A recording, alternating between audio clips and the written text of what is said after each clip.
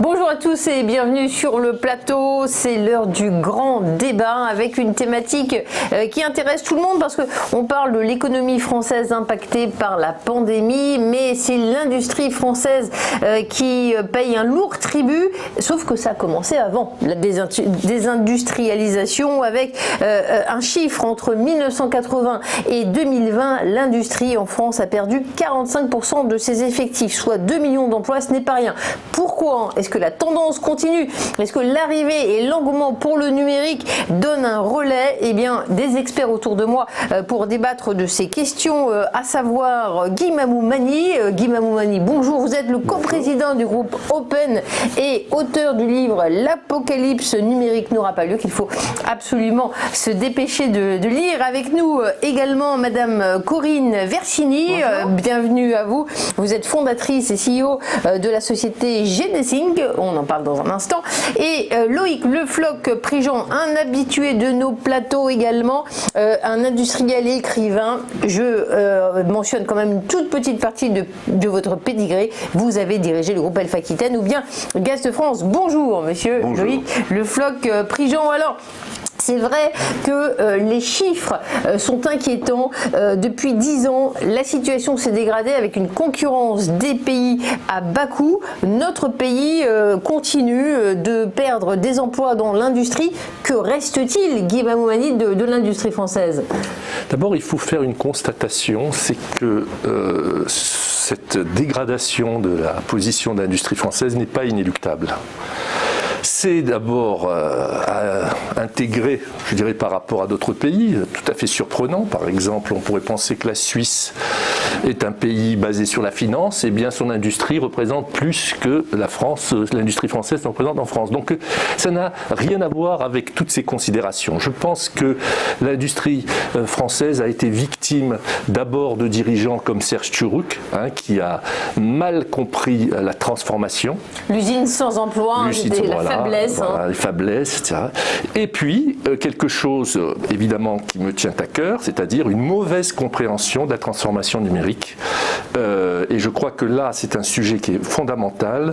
Aujourd'hui, la solution pour l'industrie, c'est sa numérisation.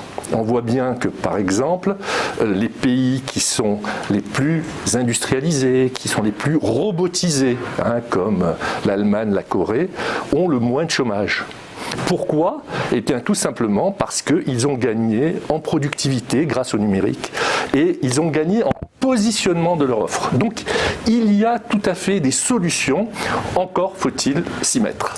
C'est vrai, Loïc Le Floch-Prigent, vous avez navigué dans différents secteurs. Est-ce que c'est par manque de compétitivité que ces emplois fondent comme la neige au soleil dans l'industrie française? Il y a un problème fondamental, c'est que l'automatisation permet de diminuer les emplois et de gagner en productivité. Bon, alors là, si jamais le marché n'augmente pas, forcément, il y a une perte d'emploi dans l'industrie. Bon. Mais je crois qu'il faut le regarder de façon un peu plus large, c'est-à-dire petit 1, nous avons des conditions de fonctionnement de l'industrie qui sont catastrophiques par rapport à nos voisins.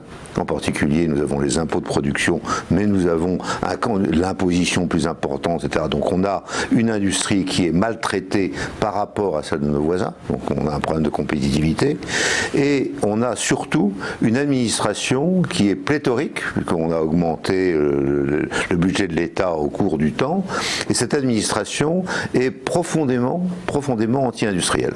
C'est-à-dire qu'une grande partie des gens qui s'occupent d'environnement, de travail et de fiscalité sont des gens qui rêveraient qu'il n'existe plus d'industrie. Et qu'au moment où il y a l'industrie qui marche, ils essaient de voir quels sont les défauts de l'industrie qui permettent, sinon de l'arrêter, du moins de la mettre en difficulté en augmentant les investissements. Alors, quand on a parlé de délocalisation, on a parlé de quoi? On a parlé du fait que, effectivement, l'ensemble de l'investissement française a envie qu'on délocalise. Elle a toujours eu envie, et ça continue aujourd'hui. C'est-à-dire que si jamais on enlève la pollution, les problèmes environnementaux, elle est contente. Et finalement, on s'aperçoit, lorsqu'on est industriel, et je le suis, je le reste malgré mon grand âge, quand j'arrive devant l'administration serait contente que j'arrête la production, parce qu'au moins elle n'aurait plus d'ennui. C'est le problème fondamental est là. Alors, mais c'est vrai de toutes les administrations. C'est-à-dire qu'on a élevé les jeunes gens, et on continue à les élever dans l'idée que l'industrie c'est sale, c'est polluant, et que c'est un racket permanent des ouvriers. Donc tant qu'on est dans cette perspective, on ne va pas en sortir. Madame Cohen-Versini va réagir. Juste un instant, je précise pour les téléspectateurs que si certains portent un masque sur ce plateau et d'autres non, ce n'est pas qu'ils sont punis, mais nous avons bien évidemment mesuré et apprécié, les règles de distanciation sociale nous le permettent. Vous voulez réagir? Oui, je veux réagir parce qu'il n'y a pas que l'administration qui n'aime pas l'industrie, il y a les investisseurs. Parce que l'industrie, il faut être patient pour investir dans l'industrie, parce que l'industrie, c'est un travail de longue haleine. L'industrie, c'est le vrai capitalisme, c'est-à-dire que c'est pas de la spéculation. Vous investissez dans l'industrie et il faut attendre que les produits soient prêts, que le marché soit mature pour pouvoir récupérer vos billes, comme on dit. Et donc, en France, si vous voulez trouver des investisseurs pour l'industrie, vous n'allez pas en trouver. Il n'y en a pas, parce qu'ils n'ont pas envie d'attendre, parce qu'ils rêvent en fait d'avoir des Facebook et des entreprises comme ça, alors que l'industrie, en général, elle génère des emplois induits bien plus importants que n'importe quel autre secteur d'entreprise, quoi. Et moi, j'ai eu beaucoup de difficultés, moi qui suis très en amont, puisque je suis dans les industries chimiques, et la chimie, c'est l'industrie des industries, pour trouver des financements, c'est extrêmement difficile. Alors j'en trouve des Chinois. Mais j'ai un peu de mal à vouloir me faire financer par des Chinois. Je sais pas si vous voyez. Générales dont j'ai parlé. Les conditions générales de l'industrie, en particulier, ce sont les capacités à dire qu'un investissement dans l'industrie va être rétribué de façon convenable. Et donc, on a fait ça autrefois avec la rente Pinet, on a fait ça autrefois avec le PEA, c'est-à-dire qu'on a incité les gens, plutôt que d'aller dans la pierre, d'aller dans l'industrie, et depuis 20 ans, on les incite plus. On leur dit non, l'industrie c'est très grave.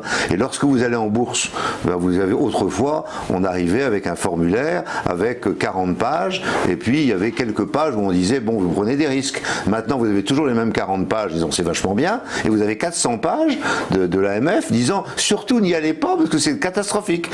N'investissez pas dans l'industrie, c'est un risque terrible et vous allez perdre votre argent. C'est ça qu'on dit. Je ne sais pas si c'est la faute de l'AMF, il y a quand même de belles sociétés françaises encore industrielles. Total reste un point important de la Bourse de Paris, de la capitalisation du CAC 40. Il n'y a pas que Total. Il n'y a pas que Total. Il y en a beaucoup, et en particulier, je pense par exemple à Schneider, électrique, en particulier, puisque moi je fais partie d'un comité qui classe les sociétés, on appelle ça le ICAC 40, avec Gilles Babinet, chaque année avec les Échos.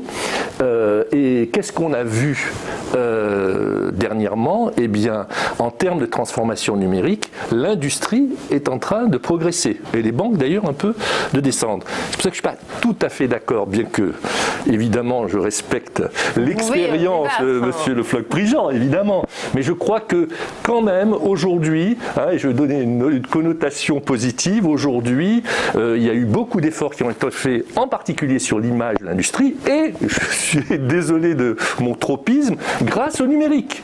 Toutes les sociétés qui aujourd'hui se transforment leur business model grâce au numérique, ont une chance justement de sortir un peu de ce magma que vous avez parfaitement décrit pour faire d'autres choses et offrir des produits, des usages qui font que il y a aujourd'hui une possibilité. C'est vrai, on poursuit dans la deuxième partie parce que c'est vrai, moi j'ai visité Saint-Gobain, un grand site, l'ingénieur 4.0, ça veut dire quelque chose, c'est toujours l'industrie, mais ça a évolué. On en parle dans la deuxième partie du débat. Restez avec nous et avec nos invités.